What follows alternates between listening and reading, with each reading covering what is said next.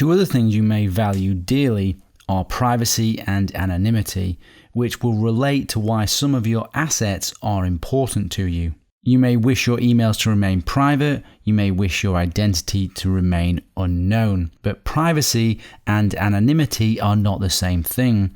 So let's explore the difference. So privacy is nobody seeing what you do, but potentially knowing who you are. Privacy is about content. Privacy is about maintaining confidentiality and keeping secrets. One example of privacy could be if you send an encrypted email to a friend. Only you and they can read it, so it's private from the world and not public. Another example, if you register with a cloud storage provider such as Dropbox, you are not anonymous, but if you encrypt the files and only you have the key, the data is private. You have privacy. You are private in your own home, as no one knows what you do in your home. You are not anonymous, as everyone knows that you live there. Anonymity is nobody knowing who you are, but potentially seeing what you do. Anonymity is keeping your actions and activities separate from your true identity. Anonymity concerns your identity. Anonymity is when, out of a set of all possible people, there is an equal chance it could be anyone. You may desire this for viewing content, but not for making it.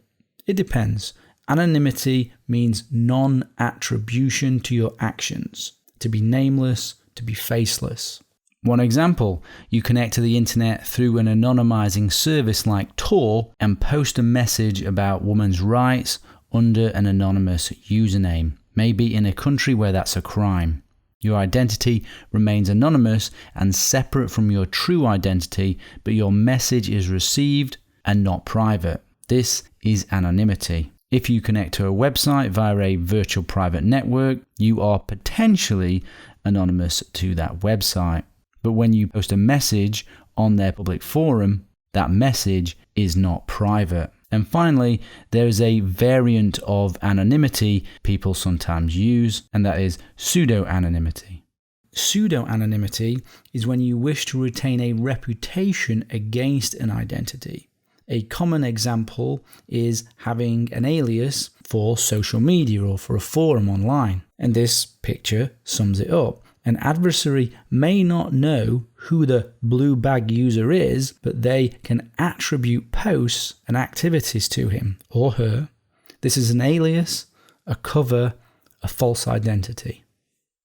So hopefully that should make it clear the distinction between privacy, anonymity, and pseudo-anonymity, so you can understand what you might want in your own situation. Often the three terms get used interchangeably, and even I make the mistake myself, but it's important to understand the difference because different solutions provide privacy over anonymity and pseudo-anonymity. One of the more interesting pseudonyms of modern times is Satoshi Nakamoto, the creator of Bitcoin. If you're not familiar with who he is, that's a little extra reading you can do for fun. In most countries, you have the right to privacy and anonymity if you so choose, protected under law. In most countries, stealing your personal and private information is a crime. For example, the content of an email is personal information.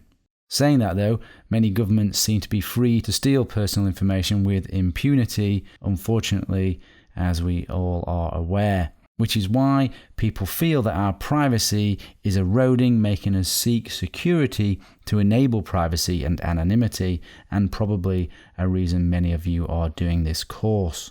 So, adding to your list of assets or what is important to you might also be your privacy and anonymity.